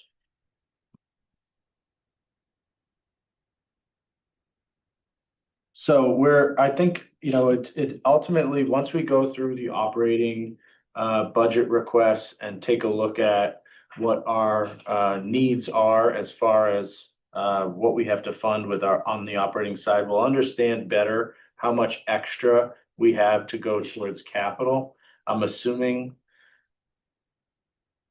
I don't want to assume, I'll let you know where we're going to be at that point. But we're looking at multiple debt exclusion needs here, whether we do one debt exclusion vote that features multiple projects or multiple debt exclusion votes for each project is going to be part of the discussion that we strategy as far as strategy goes. Are there different rates for what you borrow or no? It doesn't matter. Like if you tied a couple things together? I think that I'll have to double check with Andrea. I don't think she's. I'm on. Excellent. Andrea, I was gonna say that even if we got approval separately, if we asked the voters to vote on debt exclusion per project, still have the ability, if we were moving forward with those projects in the same time frame, would we have the ability to borrow those as one for a better rate? Yes. Yes, we would. So we wouldn't be, so we, on the accounting side, we could still. Yeah, you can split it up at town meeting, but you can Yeah. put it all together on Right. that. Yeah. Yeah, good, that's good. Yeah, and depending on the timing, that's what we just did for the 7.5 million that was appropriated previously. We banned for the water and now we're gonna be banning for the sewer, and then eventually we're gonna go out for the full 7.5. So that's what the plan we're doing going forward. Okay, great. The library ADA bathroom is listed here as well. A lot of on the harbor, outside of dredging, the other harbor related items that are included there, regarding a vehicle or, the public safety boats or the hydraulic trailer. Yeah, why do we need a hydraulic trailer? Actually, the idea there is it's long-term saving, so what we could do with the hydraulic trailer is actually haul all of our boats, the launch, the public safety boats on our own. And instead of having, because we don't have trailers for some of those boats, that hydraulic trailer can trailer all of them. But what are we paying to haul? I mean, what do we have, 6 boats? What is, I mean, Yeah, I mean. I can it's get not- the backup for you. They're not that big. It's not that expensive though. well, I'm thinking even if you're spending $500 or $600 a boat. Yeah. Right, It's a lot less than $41,000. over time, you're gonna have to spend money on this trailer too. Yeah. I'll get you the backup on it. I think the idea there is that the idea there was to save money long-term by reducing the amount of trailers that we have, the amount of insurance that we have, the amount of times we need to haul, use an outside vendor to haul. But I can put all that in. Yeah. We have, Numbers aren't adding up. I mean. we have some trailers I don't have already. a trailer. I have my boat hauled. It's. We have 2 trailers, I think now, and those 2 also are tied to the boats that we may surplus when we switch over. So I think that was another piece of it, was that you could get more if you include the trailers to those boats as well. But I don't think it's just, I don't think we only haul. We may haul multiple times a year if you have an issue with the boat that needs to be worked on. I'm not sure. I'll get the Well, backup. my thing is, you're gonna spend 41 grand on a trailer, right? And in 5 years, you're gonna be dumping money into this trailer. Right. I mean, hydraulic trailer is not cheap to fix. So is there really a cost savings there? Yeah, I think that would be worth, the finance committee obviously looking at those numbers like we did for the launch, and the other thing that those numbers aren't adding up for me. I would reserve. I'm not saying no, I opinion. wanna see it on paper. Sure, yeah, and that's gonna go with a lot of these things.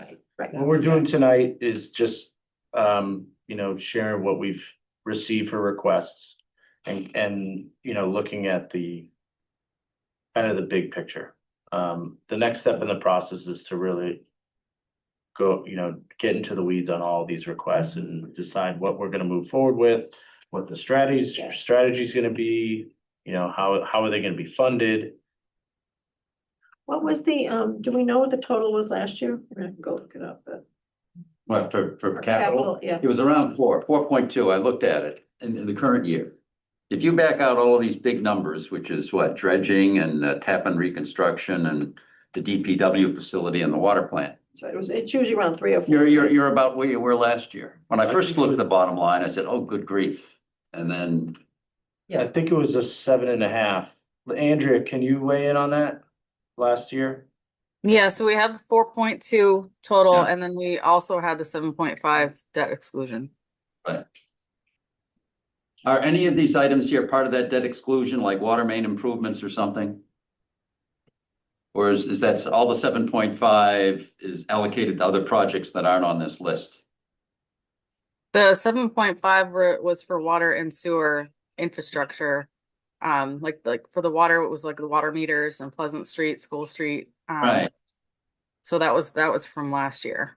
But, okay, and none of the water and sewer entries here are part of that. That's in addition. Correct. That's what my. On the question- 27 list, right? Yes. Out of curiosity, in the harbor master, there's $75,000 for equipment, transport, and emergency response. What's that? Hold on 1 second.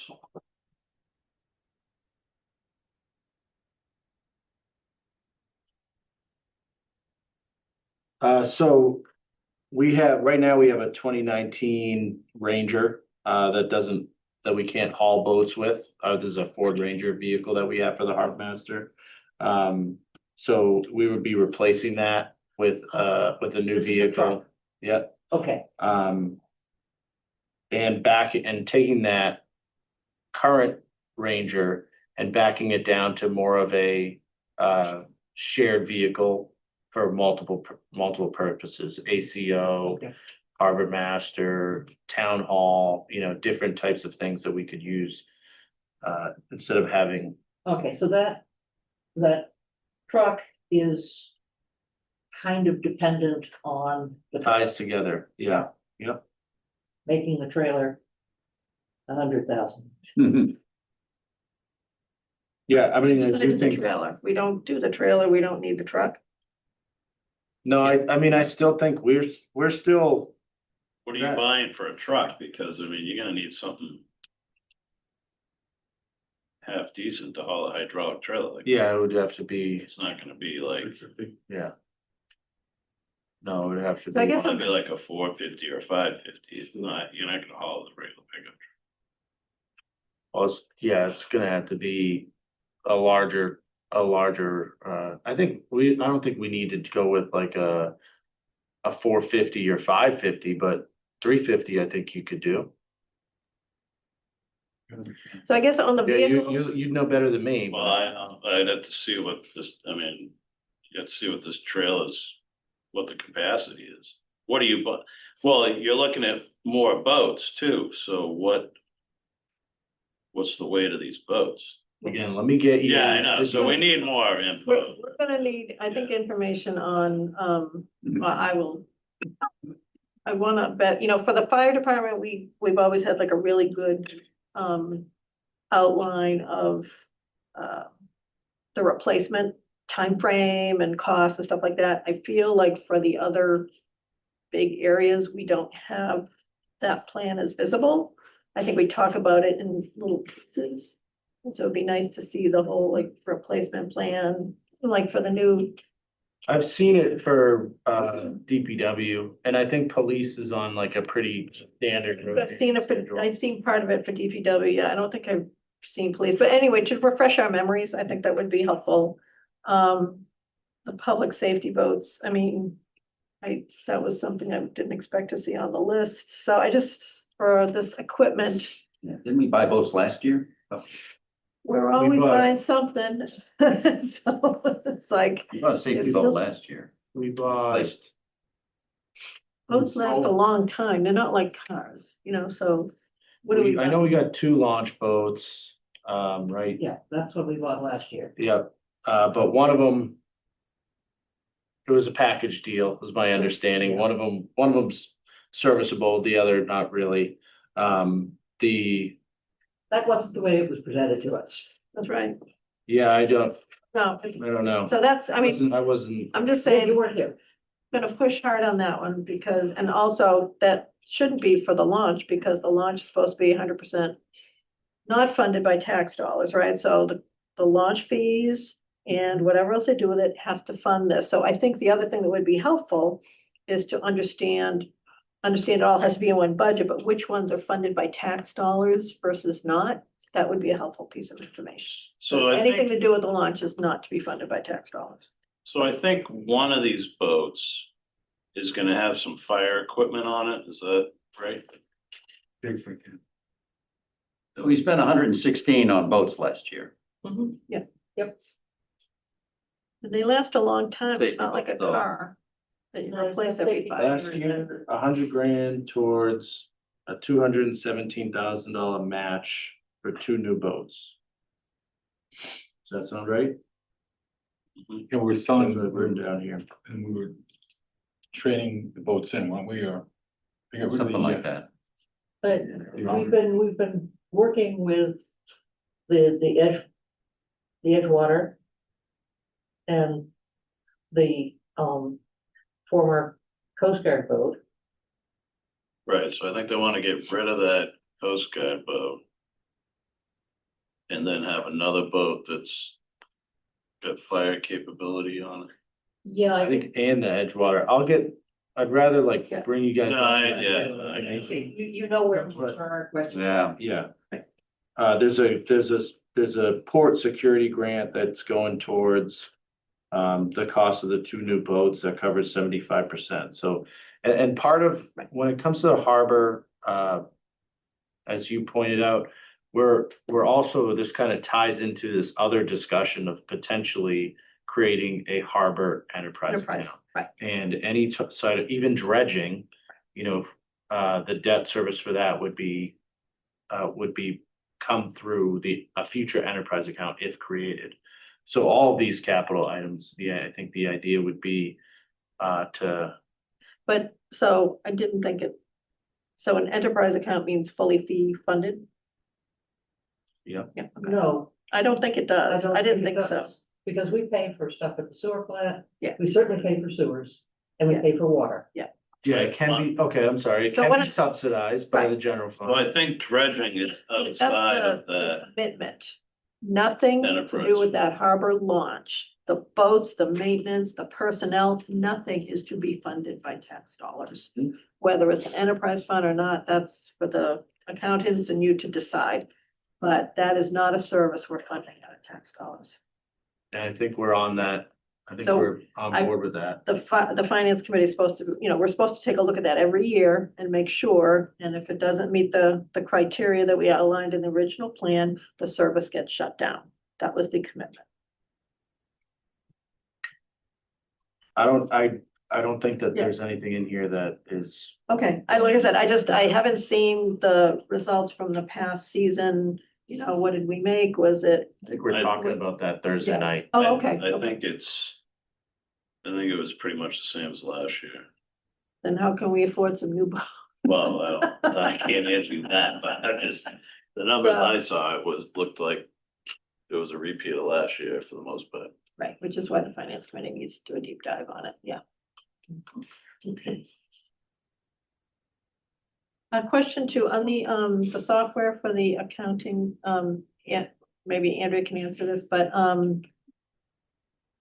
are we looking at expanding our relationship with the Danvers IT Collaborative so that we share, like, are we buying into software that they have, or this is standalone software that we have? And if it's standalone software that we have, why aren't we doing more with our partner community there to provide the software that we need to run the town? I don't know, for this type of software, I don't know if that is an option, but Andrea can speak to it. Yeah, Kathy, I have discussed this with Collaborative, over the last few years. They, the town of Danvers currently uses Munis, which is like pretty much one of 3 municipal software packages that work in Massachusetts. When they spoke to Munis, Munis is really not interested in having multiple clients under one umbrella. They prefer to have separate contracts. So this is like a standalone financial system software for the town. It's something that if we went with Munis, we could partner with Danvers so that, because Munis kind of works with they really want you to have your own IT department. And since Danvers does have Munis and we work closely with them, they could potentially be that for us if we went that route. But there's other vendors that we're currently researching as well. So I hope that answers your question. Kind of. I just think in the area of any type of software, we should be doing the bare minimum unique stuff, because there's nothing that we do that is unique, right? We belong to a state and every other town does the same stuff, right? So Right.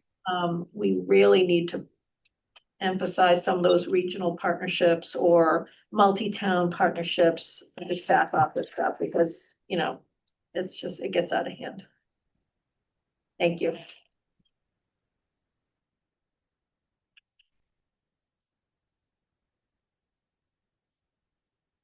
Okay, so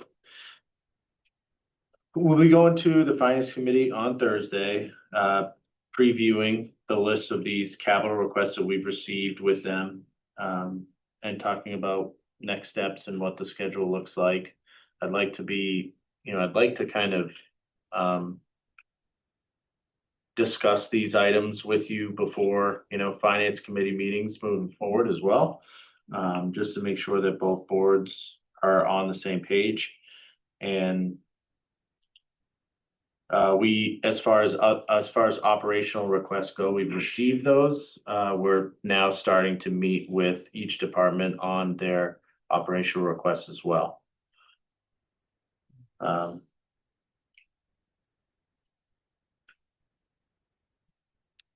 We should know on the rotunda, we should know, typically they tell you about those grants in November.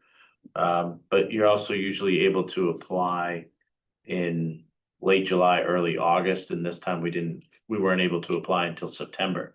So I talked to Jack Burke, we're likely gonna submit the application for the rotunda. Cause their applications are due December 4th, I think. And then we can always pull it back if we find out we got the grant. So when do you anticipate, since you're meeting with the finance committee on Thursday, when do you anticipate having another conversation with us about stuff? Financial stuff. I mean, I think it's probably gonna be some element of that it's gonna be almost on every meeting, every select board meeting, I would think. It's hard to say if it'll be the next select board meeting or the one after that. Okay. But, cause I'm still going through the process internally with the department heads on their requests. And, for me, I typically I like to see the operational side of things before kind of making recommendations as to how we're gonna fund these capital items. I wanna know, what are we bringing in taxation, pre asking for a debt exclusion, and then how are we going to best utilize that towards things that we have in front of us, and then kind of separate it out that way.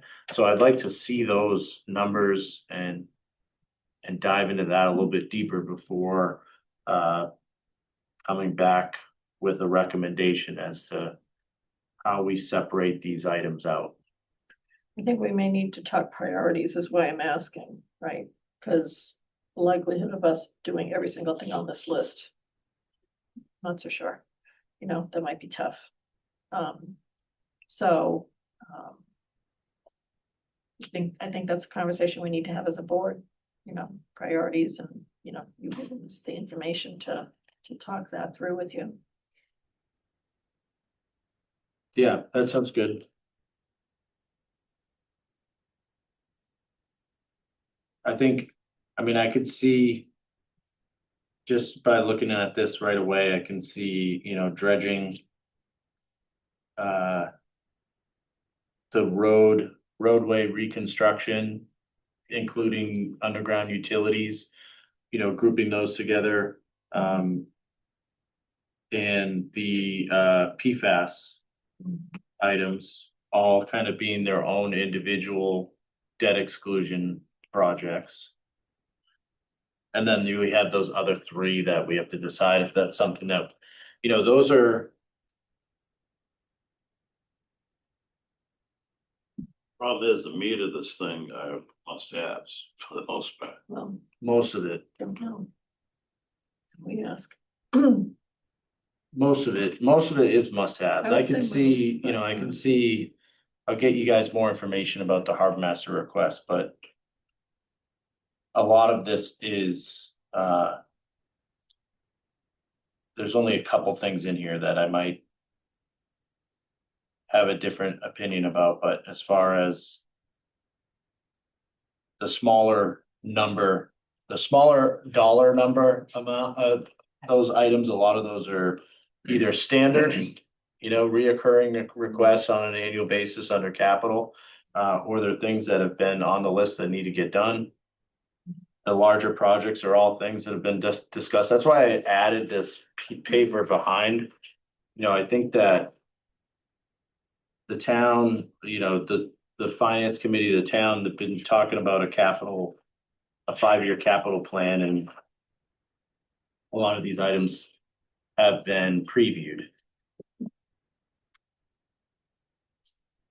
It's just scary to see them all on one sheet. It is. I'm the lucky one to, The ones that make a difference are the big ones. Right. $25,000, $50,000. It's not No, but still, a big decision unless you're gonna put, a dozen of them together. but when you're looking at numbers like we're looking at, if we can get rid of something that's $50,000, I'll take the pennies. I mean, I just keep remembering, the conversations I've been hearing on the news lately about the insurance, I'm trying to think about this from the residents' perspective, they get in their tax bill.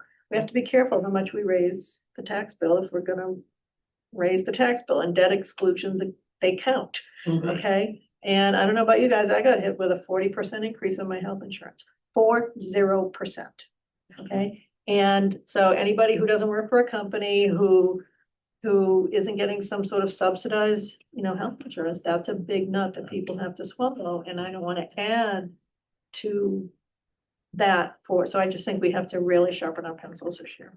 I think it's important. Or at least understand why we, Or can you push something off, yeah. can you push something off a year? Does everything on this list have to be this year? We gotta ask the questions. We have to ask those tough questions. I think you do. I think you gotta ask the questions. I think, unfortunately, from my initial impression here, is a lot of these things on this list, those questions have been asked year after year, and they've been pushed off year after year, and the cost of things continues to rise, and then you get a change in PFAS regulations that all of a sudden you have to do a $12 million project that you weren't planning 5-10 years ago. So there's definitely gonna be some large numbers. I don't disagree with that. I just want to make sure that when we talk about these numbers, I want us to understand when we stack it all up, how does that compare to the inflation rate that we currently have or are projected to have? And, I want to see some history, how much have we been raising things? I just think we have to have some tough conversations. I mean, we still gotta add a school budget to this too. That, to your point, not everything's on this list. And so, Nice first step. yeah. It is, it's good, but that's important to talk about this stuff first, This whole conversation, let's move on. All right, Yay. Is that the end of your report? You have another shock for us? no, it can be. We talked about as far as just going with things with the senior center. We're still on track. We're hoping for initial 10% design documents and cost estimates by the mid-December. We're meeting with the Friends this week. Yes, Wednesday, to look at the updated conceptual plans. All 3 conceptual plans are excellent. It'll be interesting to see how they vary in cost. And hopefully we can get all 3 costs estimated out, so then we can decide which plan we're gonna move forward with. But we're making, significant progress under the umbrella of COA with the director being hired with, meeting tonight on the condo docs and then continuing the progress on the design Mhm. of the senior center. Okay, in that case, I think we have the executive session scheduled, Yes. so. Okay, we can turn off the Zoom, after I say this. I move that the select board enter into executive session pursuant to general laws, chapter 30A, section 21A6, to consider purchase, exchange, lease, or value of real estate property at the Masonic Hall, 10 Church Street, if the chair declares an open meeting may have a detrimental effect on the negotiation position of the public body and not to return to open session. And I do say that an open meeting could have a detrimental effect on the negotiating position. Second. Mhm. Jeff? Brian? Yes. Kathy? Yes. Anne says yes. John, yes. Hold that thought. There we go. Excellent.